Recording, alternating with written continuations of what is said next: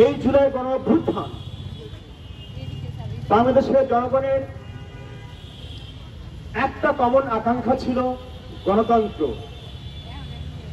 কিন্তু সেই গণতন্ত্র কিভাবে নির্মাণ করা হবে সেই বিষয়ে আমাদের সামাজিক বোঝাপড়া, সাংস্কৃতিক বোঝাপড়া, রাজনৈতিক বোঝাপড়া, সেই ক্ষেত্রে আমাদের ব্যাপক ঐক্যের ঘাটতি ছিল। সেই ঘাটতির সুযোগ, সেই ঐক্য না থাকার সুযোগটা এই বিপ্লব পরবর্তী, অভ্যুত্থান পরবর্তী, গণ অভ্যুত্থান পরবর্তী যে রাজনৈতিক বাস্তবতা, তার মধ্যে একটা পক্ষ এই অনৈক্যের বাস্তবতাটাকে ক্যাশ করতে, তারা সেটাকে ব্যবহার করতে সক্রিয়ভাবে নিয়োজিত আছে।